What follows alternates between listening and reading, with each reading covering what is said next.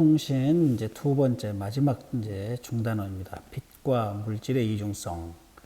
빛도 이중성을 가지고 있고 물질도 이중성을 가지고 있다. 여기서 이제 물질은 전자, 뭐 양성자, 중성자 이런 아주 핵 속에 있는 작은 물질들, 원자 이런 것들을 이중성이라고 합니다. 자, 이제 170쪽을 펴면 빛의 이중성이 나옵니다. 자, 빛의 이중성을 알고 영상 정보가 기록되는 원리를 설명할 수 있다. 이렇게 되어 있고요. CCD에 대해서 여러분들이 이제 이해를 해야 되고요. 전자기파와 파동의 간섭에 대해서 지난 파일에서 배웠고, 이번 파일에는 빛의 파동성과 입자설에 대해서 빛은 두 가지 성질을 다 가지고 있다라고 하는 걸 배우게 되고, 이제 우리 물리학원 교과서 맨 마지막 단원이 물질의 이중성에 대해서 이제 앞으로 배울 내용입니다. 자, 빛의 파동성, 빛의 입자성 이렇게 두 가지의 우리가 견해가 있었어요. 빛은 파동이다. 빛은 입자다. 고대부터 있었어요. 고대 2400년 전부터. 그게 지금까지 계속 이어져 오고 있는 거예요. 그런데 이제 1905년에 아인슈타인에 의해서 두 가지 성질을 다 가지고 있어요. 이렇게 이제 빛의 이중성을 주장하게 된 겁니다. 자, 그랬더니 양쪽에서 비난이 쏟아집니다. 이쪽 편도 아니고 저쪽 편도 아닌. 그래서 양쪽에서 비난을 다 받게 됩니다. 뭐라고? 이렇게. 자, 이제 그거에 대해서 우리가 공부를 하기 전에 약간의 영상을 좀 보고.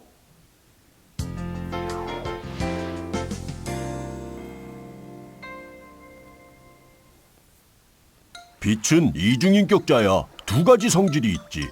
빛이 파동일 때에는 이렇게 내 옆으로 흘러가는 물처럼 휘어져서 가. 좀 지나갈게. 오, 그래, 그래. 아, 간지러워. 빛이 입자일 때에는 좀 지나갈게. 오, 아야. 어휴, 아파. 이게 지나가는 거냐? 다들 봤지? 빛이 입자일 때에는 이렇게 지나가지 못해. 자, 그래서 이렇게 오래된 논란을 종지부를 찍었던 것이 바로 이제 1905년에 아주 물리학에서는 엄청난 역사적인 사건이 일어난 거예요. 빛이 두 가지 성질을 가지고 있다라고 발표한 논문이 광전 효과라고 하는 논문이에요. 이게 이제 아인슈타인이 처음 썼던 논문이고, 이 광전 효과에 의한 논문에 의해서 노벨상을 받았고요. 그 다음에 이제 두 번째, 세 번째가 상대성 이론에 대한 논문이었는데, 그것은 그때 당시에 많은 과학자들이 이해하지 못했고, 또 그걸 수긍하지 못했기 때문에 노벨상 대상자가 아니었어요. 대상에 대한 논문이 아니었어요. 그리고 이제 뭐 브라운 운동이라고 우리가 이제 그 분자들이 운동하는, 실제로 분자들이 어떻게 운동하는지 그걸 밝힌 논문이 있었는데, 그 브라운 운동도 내가 만약에 그 브라운 운동에 대한 논문을 썼다면 일평생 노벨상 받고 편하게 살았을 거예요. 그렇게 아주 유명한 논문이 1905년에 한 해에 1년에 사태 1년간 그 5가지 논문이 발표됐어요. 그 한 가지 한 가지 논문이 굉장히 중요한 논문이었다라는 거예요. 그 논문 중에 지난번에 여러분들이 번역을 했던, 과제에서 번역을 했던 게 바로 E는 이퀄 MC 제곱이라고 하는 그 논문을 여러분들이 번역을 했습니다. 자, 그러면은 우리가 여기에 앞서서 살짝 UCC에서 주장했던, 학생이 잘 만들었더라고요. 그거 한번 보면서 이해하도록 하겠습니다.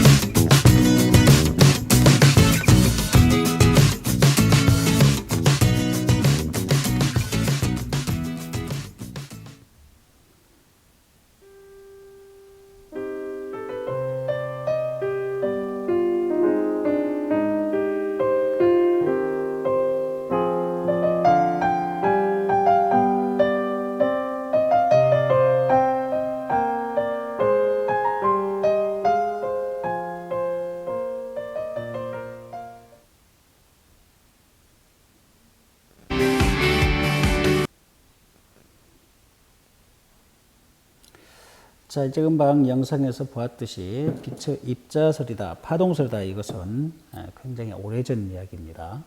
오래전부터 우리 인간에게 주어진 빛에 대한 해석이었어요. 자, 빛의 입자설, 이제 뭐 저기 데모크리투스까지 안 가더라도 이제 최근부터 합시다. 뉴턴부터. 자, 뉴턴은 입자설을 주장을 했어요. 뉴턴은 지구, 달 이것도 크기가 있지만 이렇게 크기가 있지만 한 중심에 한 점으로 여기에 질량이 뭉쳐 있다라고 생각을 한 거예요. 지구의 질량을 여기, 달의 질량을 여기, 이렇게. 그러니까 질량 중심이라고 그러는데 점에 모든 질량이 있다 이렇게 생각을 한 거예요. 이런 식으로 입자로 모든 걸 설명을 하려고 했어요. 뉴턴은. 자, 그래서 빛의 직진성이나 그림자가 생기는 현상 등은 빛을 입자가 진행하는 것으로 생각하면 잘 설명할 수 있다. 그래서 뉴턴이고, 아인슈타인이 생각하는 입자는요 더 달라요. 뉴턴이 생각하는 입자하고 좀 차원이 틀려요. 하여튼 아인슈타인도 불연속적이다라고 하는 것에 대해서는 불연속적이에요. 입자는 불연속적이다. 이것에 대해서는 아인슈타인하고 뉴턴이 같아요. 자, 그러면 이제 빛은 파동이다 라고 하는 파동설은 간섭 현상하고 회절 현상이 파동으로 설명하잖아요. 네, 파동의 중첩. 그래서 보강 간섭이 나고 상쇄 간섭이 나고 회절도 그러거든요. 회절도. 그래서 이는 빛을 파동으로 생각하면 잘 설명할 수 있다.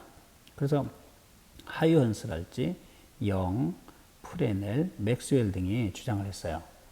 그래서 이제 여러분들 거기 171쪽에 보면은 해보기에 거기에 과학자들이 나와 있는데 거기를 정리하면서 왜 그러는지 이제 한번 보겠습니다. 인터넷이나 책으로 빛의 입자설과 파동설을 주장한 과학자와 그들의 주장이나 근거가 된 현상을 조사해서 표에 정리하자 그랬어요. 자, 여기는 그냥 읽고 지나갈게요. 왜냐면은 선생님이 이거 그대로 학습지에다가 넣어놨기 때문에 여러분들이 학습지에서 정리하시면 되겠습니다. 자, 입자설을 주장했던 건 뉴턴이라는 사람. 너무나도 유명하죠. 자, 빛은 물체에서 방출되는 미세한 입자이며 직진성과 반사는 빛이 입자이기 때문에 생기는 현상이다. 이렇게 설명을 했어요. 또 뉴턴은 잘못 알고 있는 게 하나 있었는데 빛이 물속으로 굴절하잖아요. 또는 유리 속에서 굴절하잖아요. 꺾이는 걸 알았어요. 굴절하는 것은 인력이 작용하기 때문에 속도가 더 빨라진다라고 생각을 했어요. 물속에서 느려져서 꺾어지잖아요. 지금 선생님이 지난번에 굴절하고 전반사에서 배운 거. 밀한 매질이기 때문에 속도가 느리다. 선생님이 그렇게 말했는데 뉴턴은 그때 밀한 매질, 소한 매질이 거기에 유리 분자가 있어서 유리 분자하고 인력이 작용하니까 빛 입자가 인력이 작용하니까 속도가 빨라지는 줄 알았어요. 그렇게 설명을 했어요. 뉴턴은 우리하고 잘못된 것을 알고 있죠. 자, 아인슈타인도 입자설인데 빛을 쪼여줬을 때 전자가 금속판에 있는 전자가 방출되는 광전 효과 현상의 여러 가지 특징은 빛을 광자라고 하는 입자로 설명하면 가능하다라는 거예요. 그래서 광전 효과 논문에서 이걸 밝힌 거예요. 불연속적이다. 그래서 새로운 공식이 있어야 되는데 HF다. 이렇게. 그래서 HF만큼의 에너지를 가지고 가는 거다. 이렇게 HF만큼의 2배의 EHF만큼의 에너지를 가지고 간다. 이렇게. HF만큼의 에너지를 가지고 있는 빛 에너지가 있는가 하면 EHF 이렇게. 개수가 2개면 EHF 이렇게. 자, 컴프턴이라는 사람은 아인슈타인이 광전 효과를 이렇게 논문을 발표했는데도 아직도 많은 사람들이 이해를 못해. 그게 어떻게 빛이 입자해야 되지?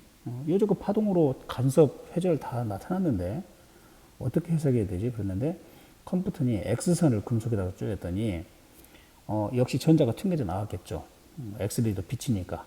그런데 그 쪼여진 X선이 전자한테 에너지를 주고 나니까 그 파장이 길어지더라 이게. 자, 그래서 전자를 튕겨 나오게 한 엑스레이의 파장을 봤더니 파장이 길어졌다. 그러면은 파장이 짧은 게 에너지가 크고 파장이 길어진 건 에너지가 작은데 그 에너지 차이만큼이 뭐냐? 전자의 운동 에너지로 같다라고 하는 거예요. 그 논문을 써서 아인슈타인의 손을 들어준 거예요. 그래서 컴퓨턴도 노벨상을 받은 거예요. 아, 그렇군. 그렇게.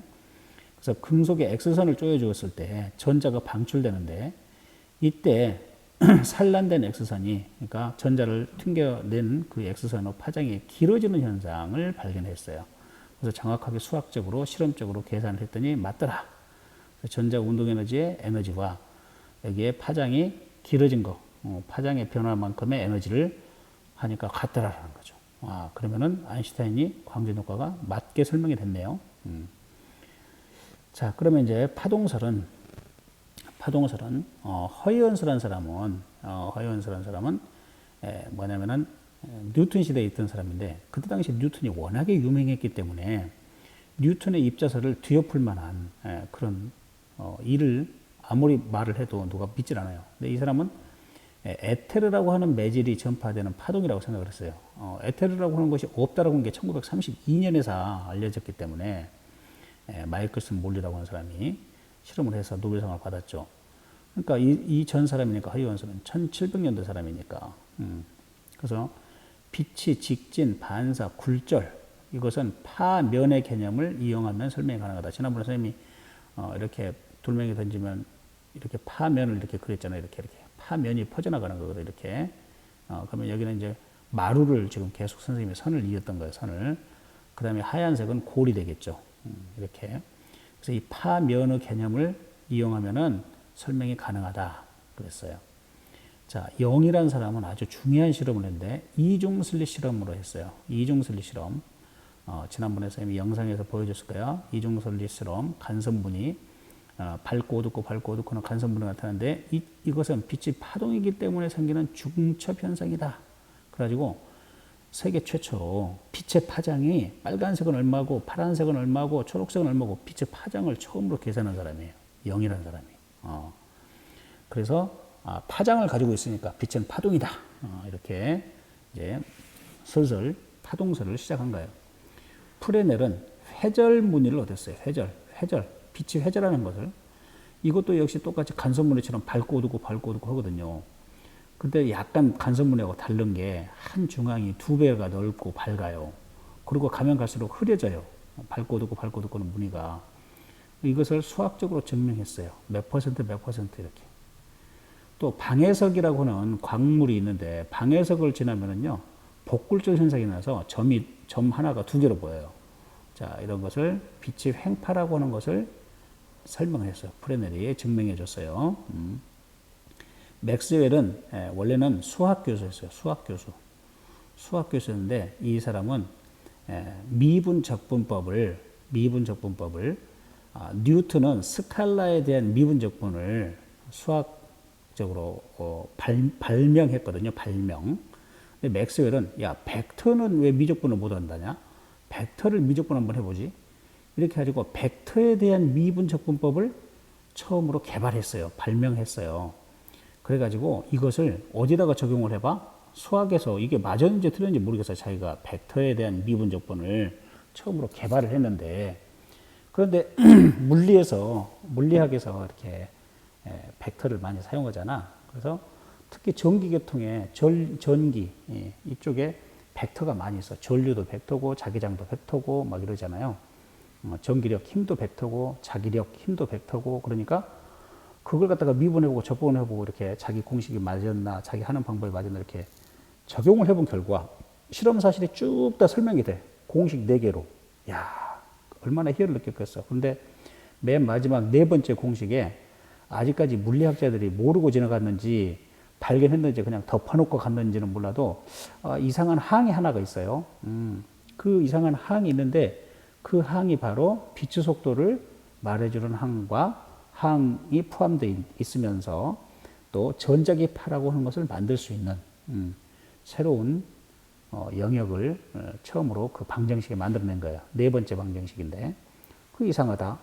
왜 이게 안 됐지? 그래서 이제 그 4번째 방정식을 진짜 실험실에서 실험을 해가지고 전자기파를 만들려고 했던 사람이 헤르츠라는 사람이에요. 헤르츠. 자, 그래서 우리가 단위도 헤르츠를 쓰죠. 그래서 이제 전자기파의 속력이 광속이다. 그래서 파동 방정식을 만든 사람이에요. 파동 방정식. 전자기파를 처음으로 애연을 했어요. 전자기파를 애연하고 그 다음에 거기에서 나오는 빛의 속도하고 전자기파의 속도가 같으니까 빛은 전자기파다. 이렇게 최종 결론을 내린 사람이에요. 맥스웰. 자, 과학자들의 주장이나 근거 중에서 입자설로만 설명이 가능한 현상, 파동설로만 설명이 가능한 현상에는 어떤 것이 있는지 토의해보자 그랬어요. 자, 이거 아주 중요해요. 광전 효과나 컴포턴 효과는 입자설로만 설명이 가능하고요. 간섭, 회절, 편광, 복굴절은 파동설로만 설명이 가능해요. 복굴절, 편광은 방해석이라고 하는 이렇게 광석이 있는데 유리처럼 맑아요. 방해석이라는 게. 여기 이렇게 점을 찍어가지고 여기 위에서 이렇게 보면은 여기 점이 두 개로 보여요.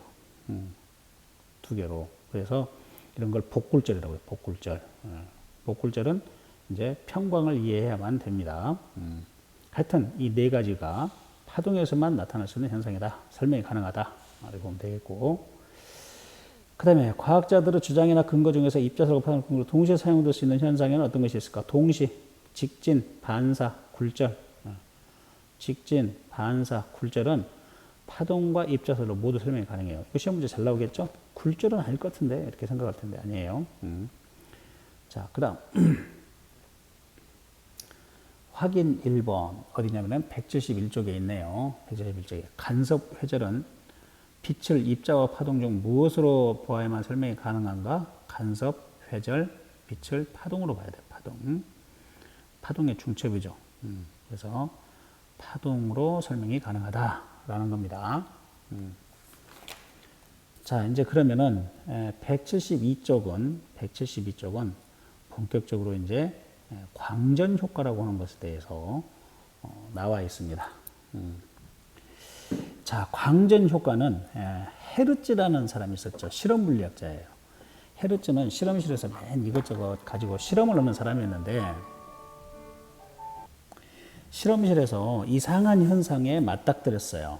무슨 것이었냐면은 여러분들이 이제 그 정전기에서 금속박 검전기라고 하는 게 있었거든요. 이렇게 금속박 검전기라고 하는 것은 이게 이제 유리병이고 여기 이렇게 고무마개가 있어요. 자, 여기는 금속판으로 되어 있어요. 금속판. 그 다음에 여기는 이렇게 철사가 이렇게 길게 연결되어 있고요. 그 다음에 여기에 이렇게 은박지가, 여러분들 껌종이 있죠, 껌종이. 은박지가 이렇게 접착되어 있어, 붙어 있어요. 자, 그래서 원래는 이게,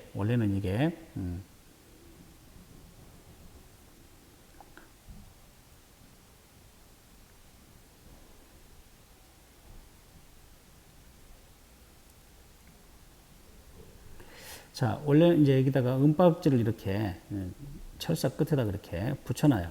그러면은 아무 이상이 없죠. 그런데 여기 이제 여러분들 여학생들 같은 경우 푸석푸석한 마른 머리빗으로 이렇게 빗으면 대전이 돼요. 머리빗을. 그래서 머리빗을 이렇게 생긴 머리빗을 이렇게 가져오면 어떻게 되냐면은 여기에 마이너스 전기가 이렇게 있거든요. 대전되거든요. 마이너스가. 그래서 여기에 이쪽이 플러스 전기로 이렇게 되고 여기서 마이너스 전기를 밀어내니까 이쪽으로 마이너스가 이렇게 오면 이렇게 금속과 금전이 이렇게 벌어지는 거예요. 그래서 전기가 있는지 없는지를 검사한다. 그래서 검전기라고 하는 거거든요. 이거. 검전기. 그래서 이제 대전체를 가져오면 이렇게 대전체를 전기가 뛰는 물체를 대전체라고 그러는데 대전체를 가져오면 이게 이렇게 벌어지고 대전체를 멀리 가져가면은 다시 처음 상태로 오므라들어요. 이렇게.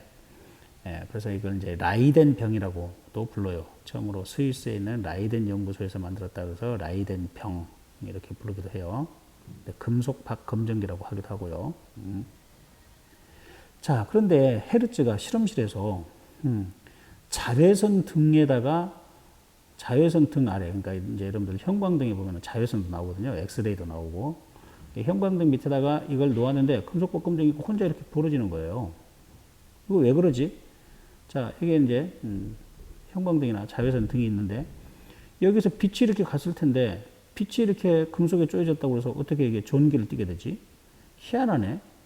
이렇게 해가지고 이제 처음으로 이거 나 뭔지 모르겠어. 왜 그런지 모르겠어. 그래가지고 이거 좀 알 수 있는 사람 한 거예요.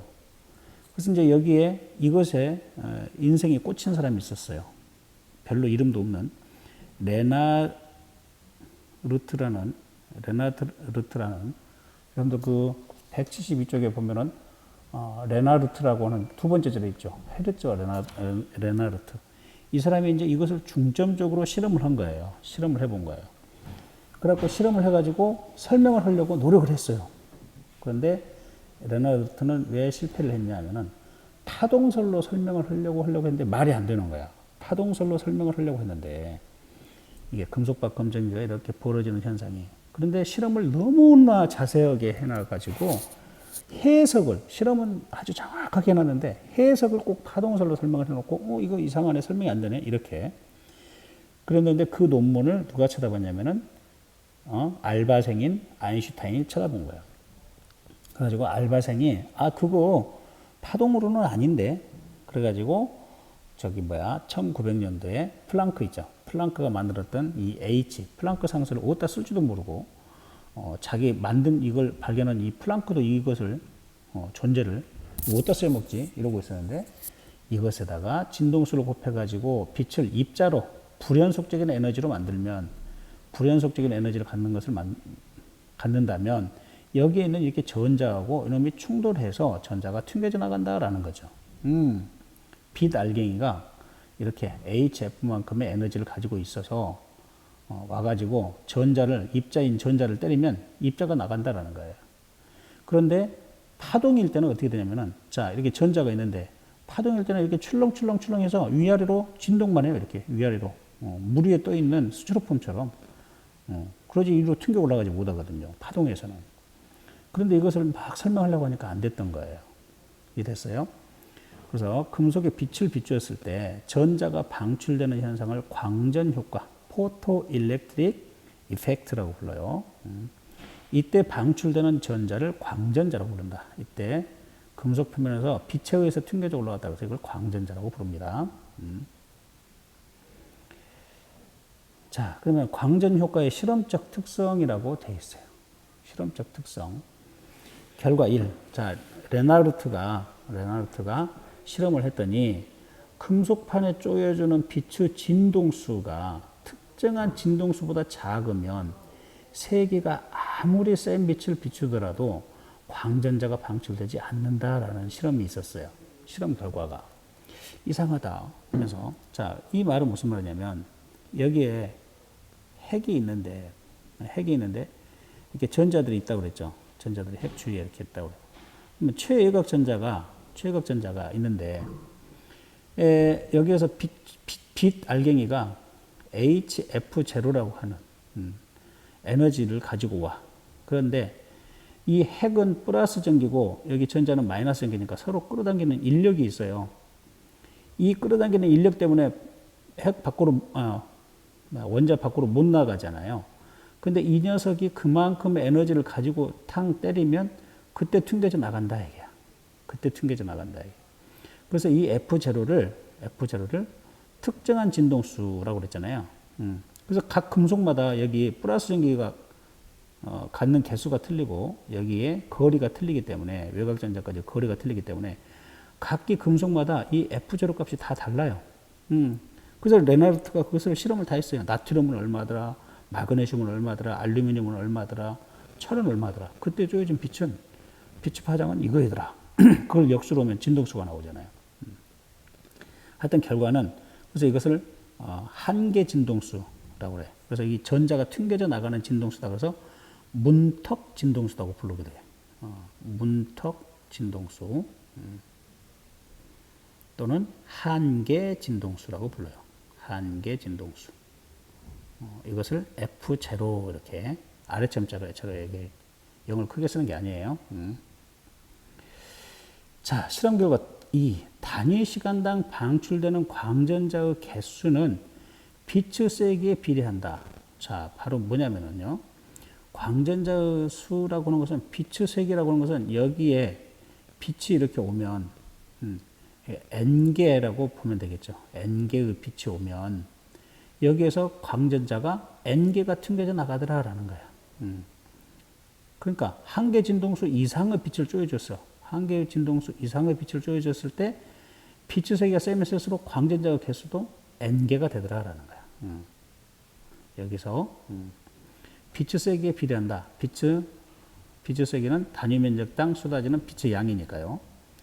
그 다음에 결과 3은 금속판에 쪼여지는 빛의 진동수가 클수록 운동 에너지가 큰 광전자가 방출되더라. 자, 그러니까 쪼여진 빛의 세기가 F가 F0보다 커. 쪼여진 녀석이. 그러면은 어떻게 되느냐? 그때 튕겨져 나오는 전자가 이제 F0만큼 해주면은 이게 전자가 간신히 튕겨져 나오는데, F0보다 훨씬 큰 F, 진동수로 큰 빛을 쪼여주면은 운동 에너지를 가지고 나오더라, 이게. 2분의 1 mv 제곱. 전자의 운동 에너지가 2분의 1 mv 제곱이잖아. 입자니까. 그래서 운동 에너지가 큰 광전자가 방출되더라. 이렇게 레나르트라는 사람이 실험을 정확하게 해서 논문을 발표했어요. 자, 이거 해석을 못해. 여러 사람들이 이제 이건 이렇다, 저건 저렇다, 뭐 파장이 어떻다 막 설명을 해서 파동성으로 설명을 했어. 그런데 설명이 더 이상 안 되는 거야. 알바생인 아인슈타인이 그 논문을 보고 이제 세계 최초로 주장을 합니다. 광량자설. 자, 광량자설은 빛이 입자다라는 거예요. 자, 광량자설은 빛은 에너지를 갖는 덩어리다 이거예요. 그래서 광전 효과의 실험 특성을 설명하기 위해서 아인슈타인이 붙인 이론이에요. 광량자설이라고 한다. 그래서 빛은 광자라고 하는 PHOTON 포톤이라고 그래요. 포톤이라고 하는 입자의 흐름이다. 이렇게 이제 설명을 하고, 빛은 이렇게 알갱인데 뉴턴이 말하는 질량과 속도를 가지고 있는 게 아니라, 이 빛은 알갱이는 알갱인데 질량은 0이야. 질량은 0인데 질량이 0인데 그럼 어떻게 운동 에너지를 가지고 있지? 이렇게 되잖아요. 그래서 그때는 운동 에너지를 mv 제곱으로 하는 게 아니라 hf로 계산해야 돼. 이렇게 한 거예요. 그래서 이렇게 계산하면 설명이 되지 않을까? 이렇게 이제 광량자설에서 주장한 거예요. 자, 그래서 불연속적인 양이다. 불연속적이다. 불연속적인 에너지 덩어리다. 이게 광량자예요. 불연속적인. 원래 우리가 파동이라고 하는 것은 이렇게 계속 연속되어 있거든요. 이게 중간에 끊기지 않거든요. 이게 연속적인 양이고, 이건 불연속적인 양이야. 그런 에너지 덩어리가 이동하는 것이다. 이렇게 광량자설은 주장합니다. 자, 그래가지고 그때 레나르트랄지 헤르츠가 설명하지 못했던 부분들을 말끔하게 설명했습니다. 그래서 광자 한 개의 에너지는 빛의 진동수에 비례한다. 그래서 E는 이퀄 HF. 그러면 이제 이 F 값이 다양하잖아요. 뭐 20만 헤르츠짜리도 있을 것이고 50만 헤르츠짜리도 있을 것이고, 그러면 그 빛 알갱이는 그만큼의 에너지를 더 가지고 있는 거죠. 하여튼 에너지를 크게 갖는 빛이 있고 에너지를 작게 갖는 입자가 있다라는 거예요. 자, 그래서 E는 이퀄 HF. 자, 그래서 빛의 에너지는 광자의 개수에 따라서 불연속적인 값 HF, EHF, 3HF를 가지며 빛의 세기는 단위 시간당 광자의 개수에 비례한다라는 거예요. 빛의 세기하고 광자의 개수 관계에 있다. 그래서 여기 N이라고 하는 거예요. 그래서 E는 이퀄 NHF. N이라고 하는 것은 1, 2, 3이겠죠. N은 1, 2, 3, 4 이렇게 자연수를 집어넣는 거예요. 그러면은 이게 에너지 덩어리가 HF의 정수배만을 갖는다라는 거예요. 그래서 불연속적이다라는 거예요. 자, 광전 효과의 실험적 특성은 광자와 전자의 충돌 현상으로 생각할 수 있다. 충돌 현상이다. 자, 그런데 파동으로 하면은 전자가 이 위에서 출렁거릴 뿐 튕겨져 나가지 않는데, 이런 뜻이에요. 매질 위에 어떤 물질이 있으면 위아래로 진동만 하지 튕겨 나갈 생각은 없죠. 자, 그 다음 이람수라고 하는 게 나오네요. 금속에서 전자를 떼어내는 데 필요한 최소의 에너지를 이람수라고 해요. 워크 펑션. 그래서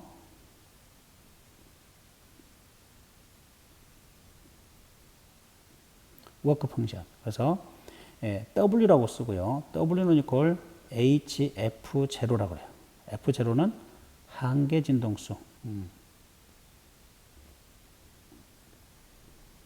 한계 진동수 또는 문턱 진동수라고 하게 돼요. 문턱 진동수. 자, 그래서 이만큼 에너지를 줘야지,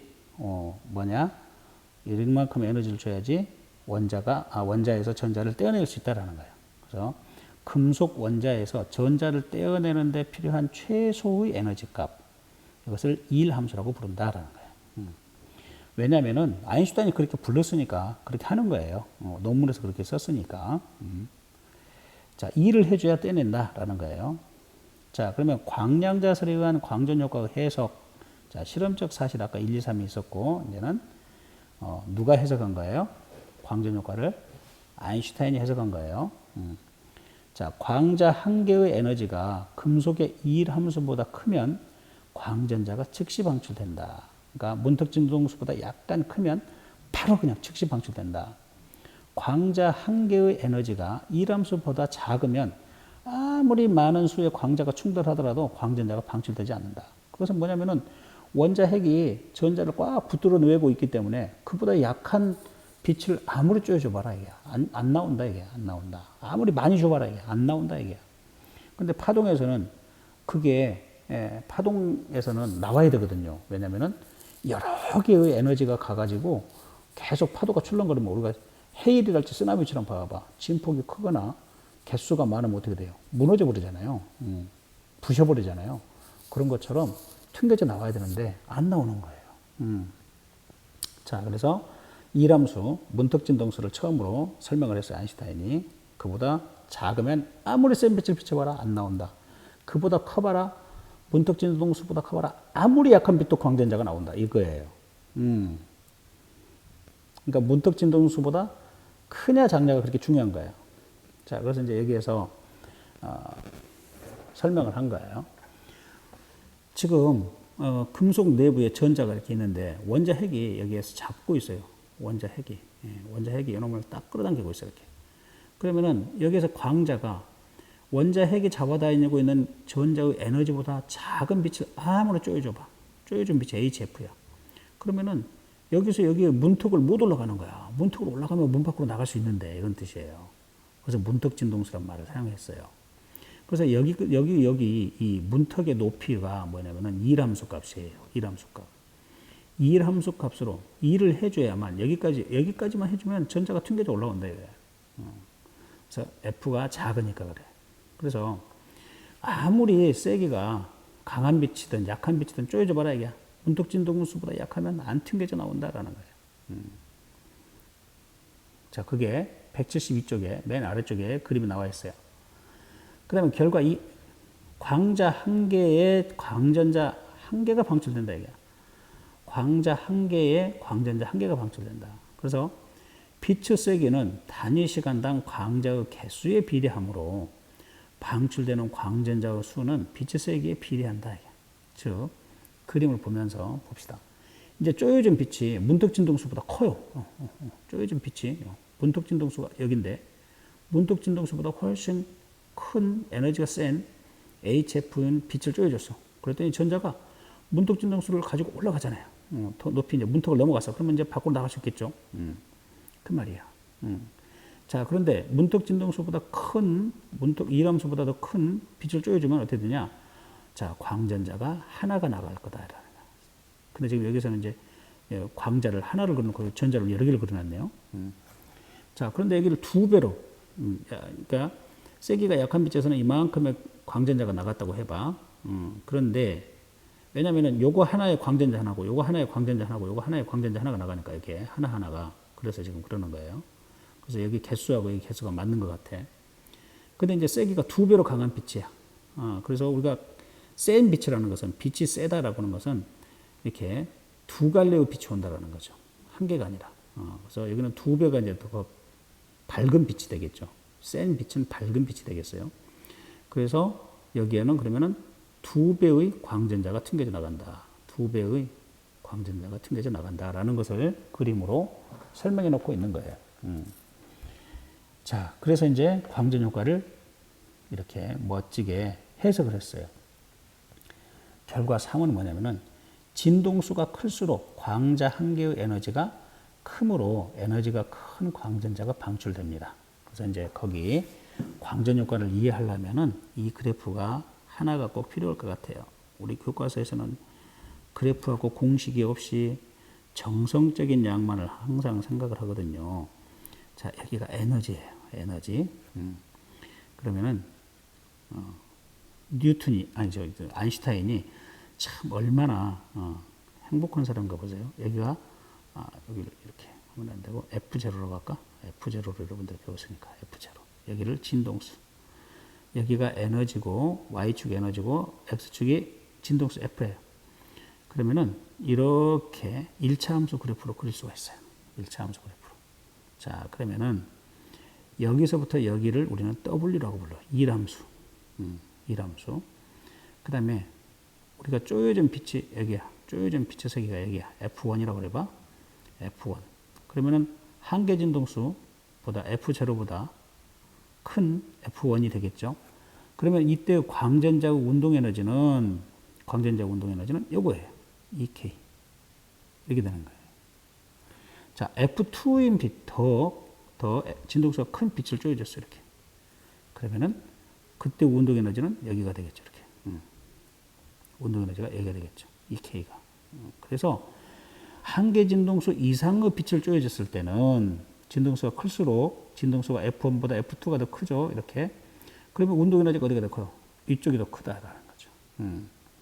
자, 그래서 이것을 정리를 하면 광전자의 운동 에너지는 쪼여진 빛의 에너지를 HF라고 하면 마이너스 W 이렇게 되는 거예요. 일함수값. 또는 이것을 HF 마이너스 HF0 이렇게 쓸 수 있어요. 또 H로 묶으면은 HF 마이너스 F0 이렇게 쓸 수 있어요. 자, 이게 광전 효과를 설명하는 공식이에요. 이때 운동 에너지는 우리 보통 사람들이 생각했을 때는 왜 이걸 설명을 하냐면 쪼여진 광자의 에너지, 쪼여진 광자 에너지가 이거니까 이것이 모두 전자가 운동 에너지를 가지고 나와야 되지 않아? 이런 식으로 생각을 했던 거예요. 아인슈타인은 그게 아니고요. 그러니까 그때 당시에 레나르트랄지 이 사람들은 다 쪼여진 빛의 에너지는 이건데, 예? 운동 에너지는 이것보다 훨씬 적게 나오거든요. 적게 이렇게. 왜 작지? 이걸 설명을 못한 거예요. 근데 아인슈타인은 쪼여진 빛의 에너지에서 여기 원자 핵이 잡고 있을 거 아니야, 전자를. 그만큼의 일함수 값을 빼줘야지 운동 에너지가 되는 거다. 이거예요.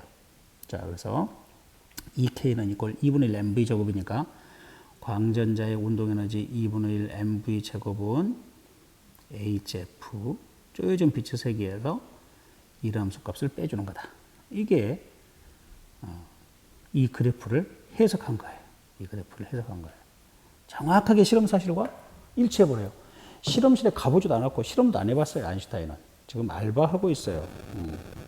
여자친구 아버지가 소개해준 직장에 가서 알바하고 있는데 실험실에 가보지도 않았는데 이걸 정확하게 설명한 거예요. 다른 사람 논문을 쳐다보고 실험했던 논문을 쳐다보고 근데 그 실험했던 사람들보다도 그 실험했던 사람들도 물리학자들 아니야. 쟁쟁한 사람들 아니야. 그 당시에 이게 설명이 안 됐는데 이게 명확하게 설명이 가능하거든요. 설명하거든요. 아, 대단하죠. 그래서 이걸로 노벨상을 받은 겁니다.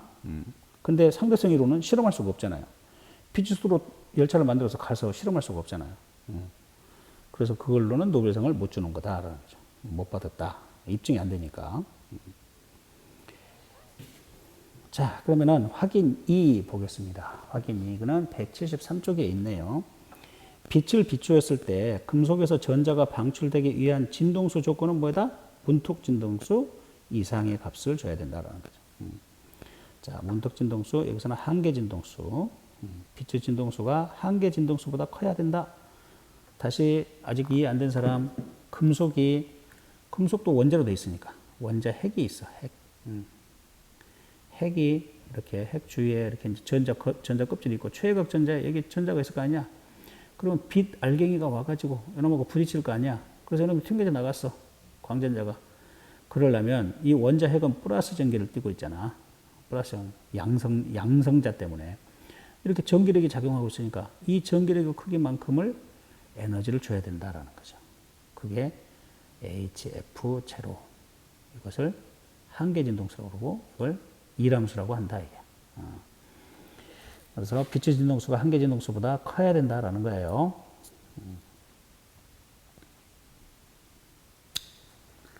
자, 그 다음에 이제 여기에서는 전하 결합 소자라고 해서 CCD가 나와요. 174쪽에 CCD가 Charge Coupled Device예요. 어떤 장치인데 디지털 카메라나 캠코더에서 필름 대신 영상 정보를 기록하는 소자예요. 디바이스니까 어떤 장치를 뜻하죠. 소자. 자,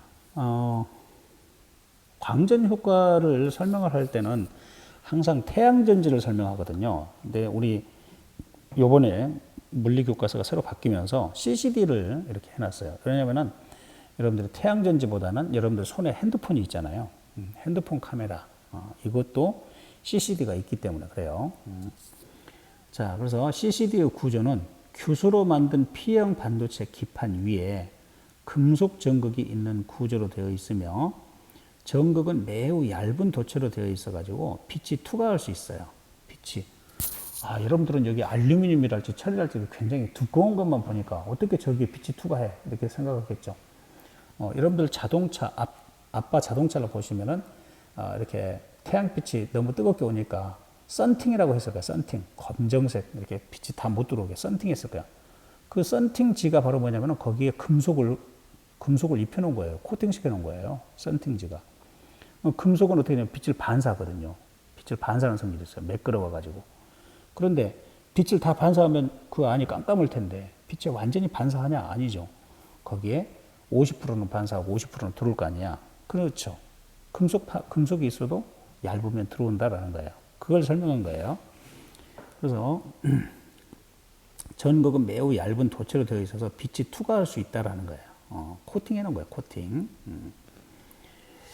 자, 그래서 구조는 이렇게 돼 있어요. CCD 구조가. 자, 그래서 이제 막 설명했던 게 이 금속 전극이라고 돼 있는 이 금속 전극에 빛이 쪼이면 빛이 들어가요. 자, 그 다음에 절연청, 비닐이죠, 비닐. 비닐 위에 코팅이 돼 있다는 거죠. 그 밑에다가 N형 반도체를 놓고 P형 반도체를 놓았는데 빛이 어디까지 들어오냐면은 PN 접합면에 들어오는 거예요. PN 접합면에. 그래가지고 여기에서 광전 효과가 일어나는 거예요. 여기에서. PN 접합면. 여기에서 광전 효과가 일어난다라는 거예요. 지금 이 표면 전체가 여기 이렇게 표면이 여기가 접합면이거든요.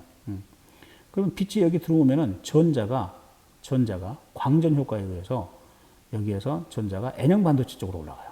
N형 반도체 쪽으로. 그러면 N형 반도체는 N극이 되는 거예요. 건전지의 N극처럼. P형 반도체는 여기서 전자가 튕겨져 올라갔으니까 양공이 돼요.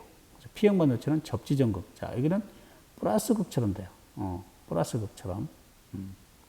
N극이라고 했어요? 마이너스 극처럼 되고 여기는 플러스극처럼 돼요. 자, 이렇게 이제 사진을 찍었을 때 빛이 딱 들어올 거 아니야. 빛이 들어오면 여기에서 빛이 강한 곳이 있고 약한 곳이 있고 그럴 거 아니야. 그러면 빛이 강한 곳은, 빛이 센 곳은 광전자가 많이 튕겨져 올라가고, 그 다음에 빛이 약한 곳은 광전자가 몇 개, 하나나 두 개밖에 안 올라가고, 그러면 어두운 거죠. 이런 식으로. 자, 돼가지고, 어떻게 되느냐. P형 반도체 기판에 빛이 도달하면 광전 효과에 의해서 전자와 양공의 쌍이 형성이 돼요. 전자가 올라간 것만큼 양공도 만들어지니까. 그러면 여기에 이제 대전이 되는 거죠. 플러스 전기하고 마이너스 전기가 서로 만들어지죠. 이때 전극에 전압을 가해요. 위에 전극이 있었죠.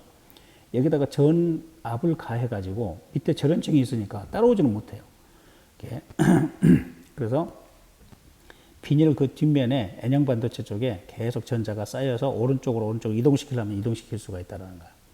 그 전극에 전압을 가하면 전자가 전극 아래에 모이는데 이때 발생되는 전자의 개수는 전극에 도달한 빛의 세기에 비례한다. 이거 광전 효과에서 빛의 세기에 비례한다 나왔죠. 광전자의 개수. 자, 그 다음에 이웃한 전극의 전압을 차례대로 가하여서 전극을 따라 이동시켜요. 자, 지금 이제 뭐냐면은 여기에 이렇게 광전자가 4개가 있어요. 이것을 오른쪽으로 지금 이동시키려고 하는 거예요. 이렇게 쭉쭉. 봐봐.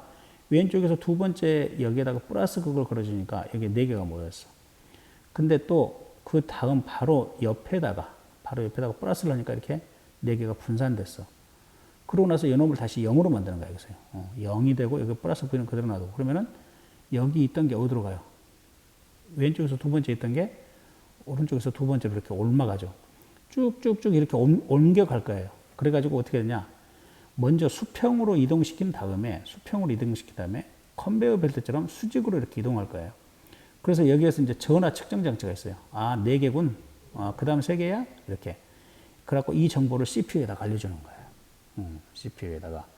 여기 이제 금방 4개 왔어요. 여기 3개 왔어요. 여기 6개 왔어요. 여기 2개 왔어요. 이렇게. 가지고 그것을 다시 CPU에서 디지털 신호로 해가지고 화면에 쏘아주면은 화면에 나타나는 거다라는 거예요. 자, 그래서 전화량 측정 장치에 각 화소에서 발생한 전자의 개수를 측정하여 데이터로 저장을 합니다. 자, 그래서 이제 여러분들 이렇게 모니터가 있어요. 이렇게 핸드폰에 모니터가 있어. 그러면은 여기 있는 이 모든 것들이 이렇게 화소야. 여기 화소가 이렇게 선생님이 지금 점 찍는 것은 보여주기 위해서 그러는 거고 굉장히 많이 있어요. 여기서 그러니까 화소가 뭐 1387Hz 뭐 이렇게 돼 있을 거예요. 그 다음에 여기 뭐 768Hz 이렇게 돼 있을 거예요. 그러면 이렇게 화소의 개수가 여기 768개가 쭉 있고 여기 1387개가 쭉 있다는 뜻이에요. 자, 이렇게 있어요. 그러면 사진을 딱 찍으면 그 모습의 영상이 그 밑에서 기록이 돼가지고 자, 이 녀석이 쭉 이동해. 그러면 여기서 컨베이어 벨트가 이렇게 있어. 여기서 전화량을 측정해가지고 CPU에다가 알려줘. CPU에다가. 아, 얼마다. 그 다음에 여기 쭉 와서 쭉 컴퓨터 오고, 쭉 와서 쭉 컴퓨터. 이 짓을 하고 있는 거예요. 엄청나게 많죠. 여기에 화소 개수가 한 화면에 약 4, 50만 개 정도 되는데 이것을 순식간에 다 읽어서 CPU한테 알려줘요. 그래가지고 우리들이 측정할 수 없는 시간만큼 빨리 화면에다가 내보내준다. 그래서 여러분들 사진 찍는 것을 확인을 하면 바로 나타나죠. 그런 식으로 된다, 이게. 그래서 여기에 전자의 이동 방향은 전극의 전압을 걸어서 오른쪽으로 이동시키고, 그 다음에 전송단이라고 해서 컨베이어 벨트 같이 이렇게 수직 방향으로 이동시켜서 여기에 전화량을 측정하는 장치가 있고 CPU로 간다. 선생님이 학습지에다가 정확하게 여러분들을 설명하기 위해서 해놨습니다. 학습지 보면서 다시 설명할게요.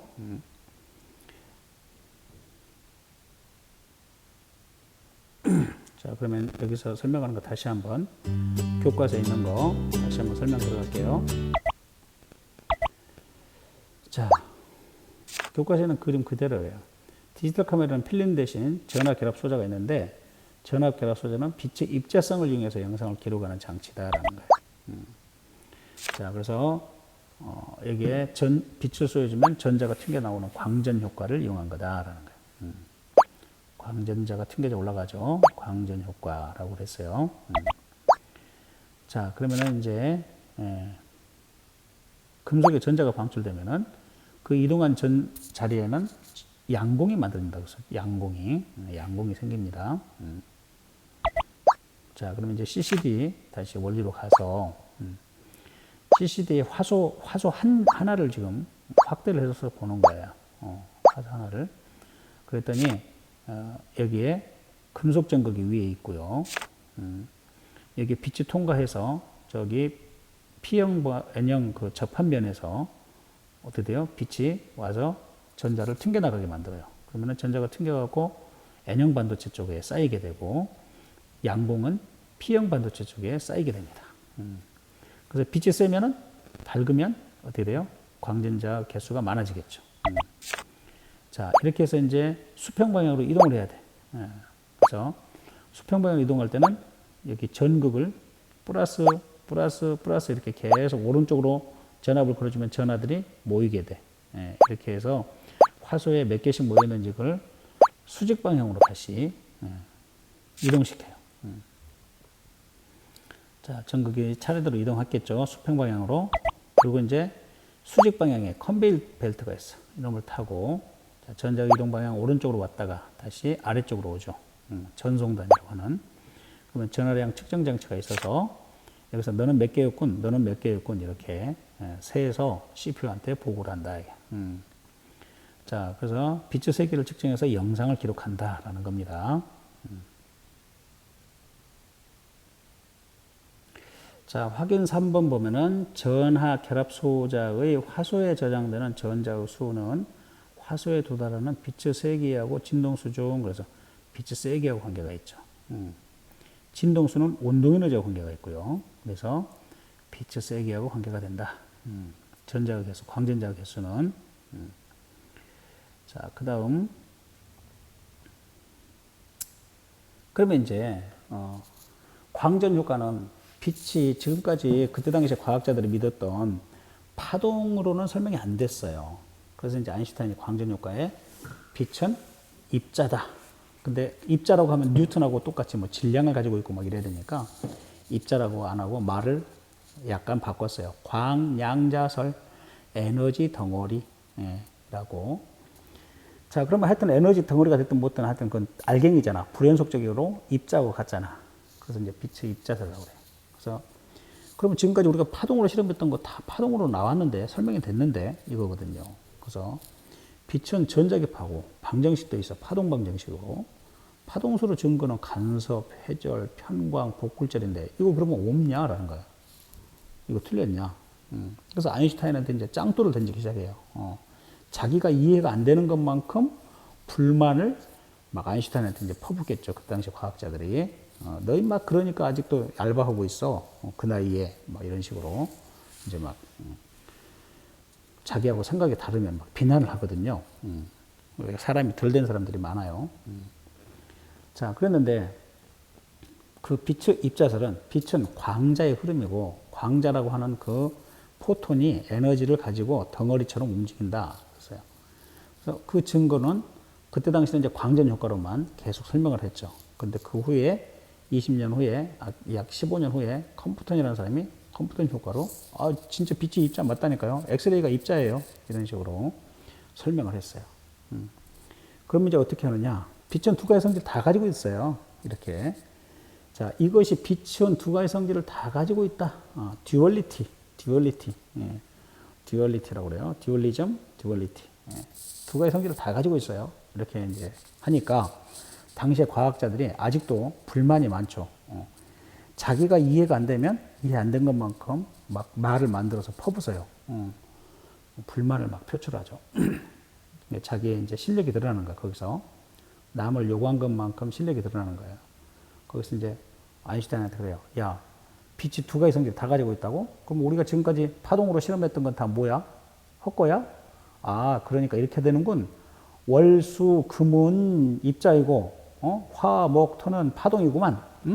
그럼 일요일은 뭐냐? 하느님처럼 쉬냐? 막 이런 식으로 비아냥거리고, 막 짱돌을 던지면서 이랬어요. 그러나 아인슈타인은 그건 그거고, 빛은 두 가지 성질을 다 가지고 있어. 나는 입자가 맞던데, 이런 식으로 한 거예요. 이게 이제 생물 쪽에서 유명한 게 있죠. 저기 멘델의 유전 법칙 있죠. 아니 유전학 처음 만든 사람 누구지? 유전학이란다. 저기 진화론. 다윈. 다윈한테 많은 사람들이 불만 표시한 거예요. 야, 네 할아버지는 원숭이야? 우리 할아버지는 원숭이 아니야. 어떻게 사람이 원숭이한테서 진화를 했어? 성스러운 하느님이 만들어 주신 거지. 이런 식으로 그 당시에 엄청나게 비난을 했어요. 다윈한테. 그렇지만 그러면 다윈은 그런 거예요. 아니, 내가 꼭 사람을 가지고 이야기한 거 아니라니까. 모든 생명체는 진화하고 있다니까. 모든 생명체는 나에 대해서 아무 말도 안 하는데 왜 사람들만 나한테 욕을 하는 거야. 이렇게. 그래서 지금 시간이 지나놓고 보니까 어떻게 돼요? 이념이나 종교는 과학적으로 파고들면 안 돼요. 그런 걸 가지고 색안경을 끼고 보라면 안 되고, 모든 생명체가 진화한다는 것에 대해서는 불만이 없어요. 그런데 그걸 인간만 꼭 유독, 우리 할아버지는 원숭이가 아니었어. 이런 식으로 따지고 된단 말이죠. 그래서 빛은 현재는 1926년에 이제 나중에 영상으로 또 보여줄게요. 이게 이제 정리가 됐어요. 빛은 파동과 입자의 성질을 동시에 지니고 있다라고 해서 솔베이 회의에서 이제 정리를 합니다. 자, 그러면 개념 정리. 금속에 빛을 비추었을 때 전자가 방출되는 현상을 광전 효과라고 했어요. 그다음 광전 효과의 실험 특성을 설명하기 위한 아인슈타인의 이론은 광량자설이에요. 광량자설. 자, 그다음 광전 효과를 이용하여 디지털 카메라나 캠코더에 필름 대신 영상 정보를 기록하는 소자 CCD가 되겠어요. 전자, 전하, 결합 소자. 전하, 결합 소자. 그 다음에 빛은 파동과 입자의 성질을 동시에 지니고 있다. 빛의 이중성이라고 했습니다. 자, 그러면 이번 파일 여기서 끝맺도록 하겠습니다.